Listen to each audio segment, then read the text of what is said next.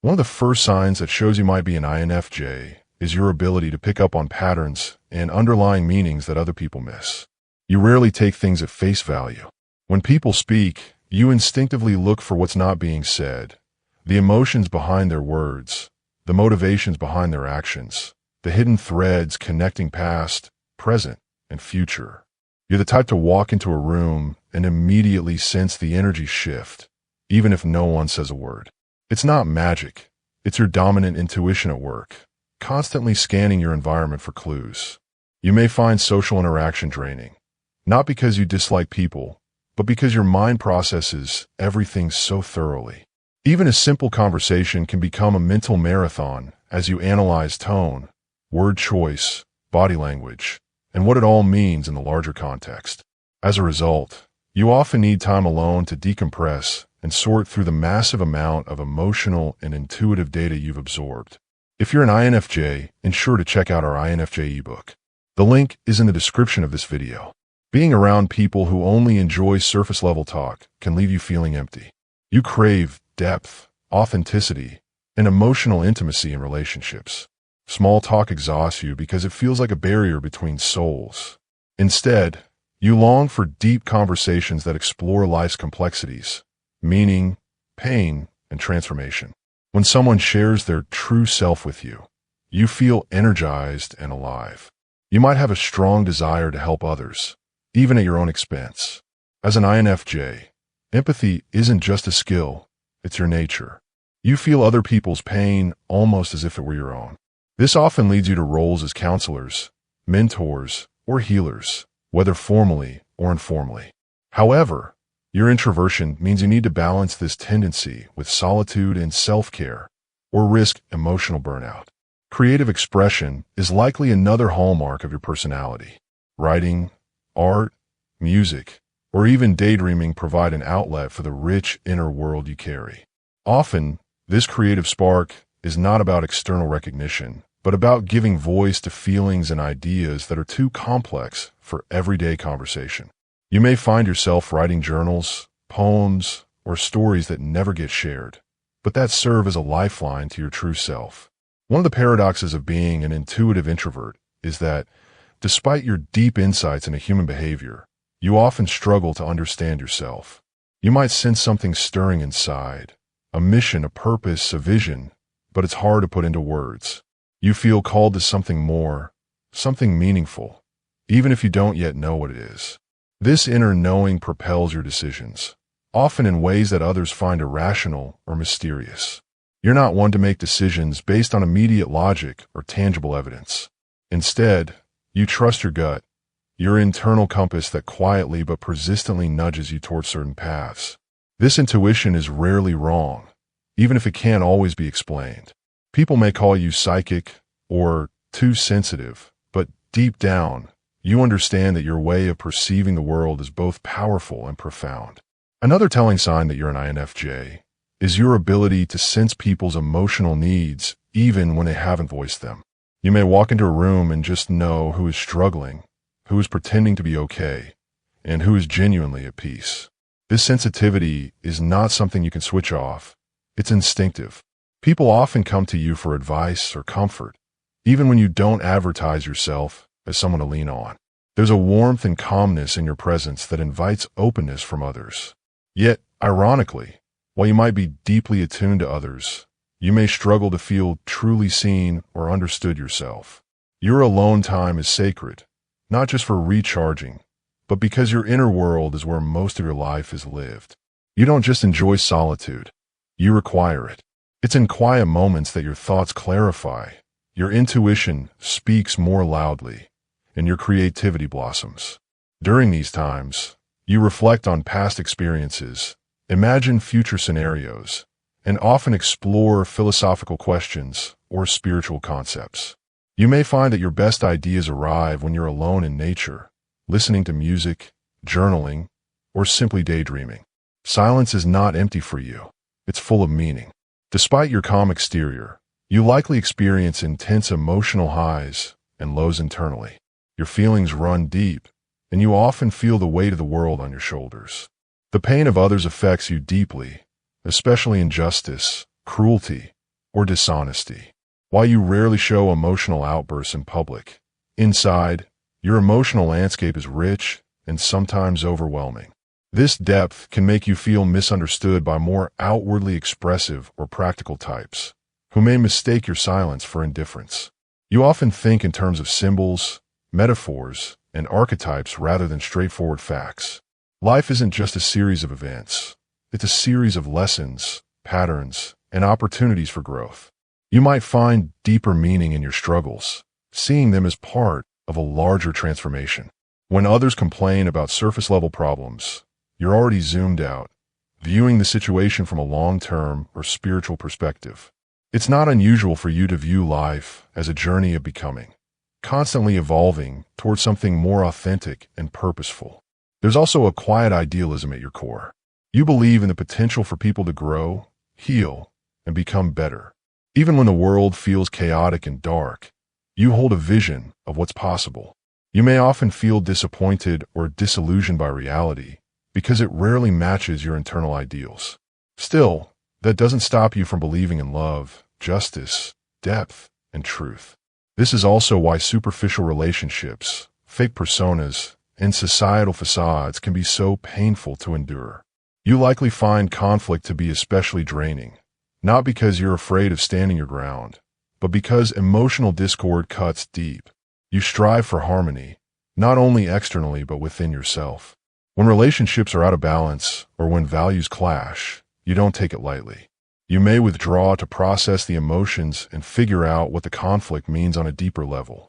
It's not just about who's right or wrong. It's about whether truth, empathy, and understanding are being honored. You are also inclined to future-oriented thinking. While others are often preoccupied with the here and now, you are drawn to what could be. You naturally envision possibilities, often imagining how things could evolve over time. This makes you a great planner, visionary, or coach, but it also means you can struggle to stay present. You live more in your mind than in your body, and sometimes daily tasks or routines feel dull or draining in comparison to your inner visions. You may also notice that you form intense, one-on-one connections rather than seeking large social circles. A single deep relationship can feel more fulfilling to you than dozens of acquaintances. When you do let someone in, you commit with your whole heart, devoted, loyal, and emotionally invested. However, this also means you're very selective about who gets that access. Trust is sacred, and betrayal, whether large or small, can feel like a soul-level injury. People may describe you as mysterious, complex, or hard to figure out. This is partly because you don't reveal everything about yourself quickly. You tend to unfold in layers, revealing more only as trust is built. Even those closest to you may realize over time that there are aspects of you they've never fully seen. Your depth is not a performance. It's your natural state, and it's simply too profound to share with everyone. You may have grown up feeling like an old soul, even as a child, like you were watching the world around you through a lens most people didn't seem to have. While other kids were immersed in games or the moment, you were observing, wondering, and perhaps even worrying about things far beyond your years. You might have asked questions adults struggled to answer, questions about life, death, meaning, human behavior, or purpose. This tendency didn't come from a place of anxiety or precociousness, but from your deeply introspective nature and your intuitive thirst for understanding the why behind everything. Your emotional world is rarely simple. It's not just that you feel, it's that you feel deeply and often in layers. A single situation might trigger sadness, empathy, frustration, and hope all at once. You may find it difficult to explain your emotions clearly because they're not black and white. They're nuanced, abstract, and often tied to your sense of intuition. You may have moments where you're overwhelmed without an obvious cause, and it takes time and reflection to unravel what you're truly experiencing beneath the surface. One of the most difficult and telling aspects of being an intuitive introvert is the tendency to absorb others' emotions as your own. You don't just understand how someone feels, you feel it with them. This kind of emotional resonance can make you a powerful source of support, but it can also be exhausting. You may find yourself mentally and emotionally drained after being around people, even if nothing dramatic happened outwardly. You carry their unspoken fears, their suppressed grief, their hidden loneliness. This deep empathy can be both a blessing and a burden. There's a subtle but constant sense of searching that follows you. You're always looking for truth, for purpose, for deeper connection. You may struggle to find satisfaction in the routines that fulfill others, checking boxes, climbing ladders, or conforming to society's expectations. You crave meaningful work, meaningful love, meaningful everything. Without it, you quickly feel lost, disillusioned, or emotionally starved. This doesn't mean you can't survive in the real world. It just means your spirit refuses to be caged in a life that lacks authenticity. You may also have a complicated relationship with perfectionism. On one hand, you hold incredibly high standards for yourself, morally, creatively, or intellectually. On the other hand, you're deeply aware of your own limitations and can be your harshest critic. You may find yourself procrastinating not because you're lazy, but because you're afraid the outcome won't match the vision you hold in your mind. You want to create, contribute, and make a difference, but only if it feels deeply aligned with your inner values. And when it's not, your intuition often steps in and pulls you away, even if you can't logically explain why. If you're an INFJ, ensure to check out our INFJ ebook. The link is in the description of this video. You also have a strong inner moral compass, one that doesn't need external validation. You just know when something is off, even if everyone else seems okay with it. You value integrity and authenticity above convenience or approval. This makes you principled, but also susceptible to inner conflict, especially when you're pressured to compromise your values in the name of practicality or social harmony. You may not always speak up loudly, but when you do, it's because something in your core demands to be honored. Dreams and imagination play a huge role in your internal experience. You often drift into scenarios, possibilities, or inner dialogues that feel more real than the external world. You may imagine entire conversations before they happen, or ones that never will. You explore outcomes, reflect on the past, and envision alternate futures, sometimes with stunning emotional clarity. This imaginative depth allows you to plan, anticipate, and empathize, but it can also trap you in overthinking and emotional loops if not kept in balance. You don't like chaos, but you thrive in complexity. Where others might want things to be simple and straightforward, you're comfortable navigating emotional gray areas, paradoxes, and contradictions. You often sense that people are more than what they present. You know that pain and beauty can coexist. You know that strength can wear the face of silence.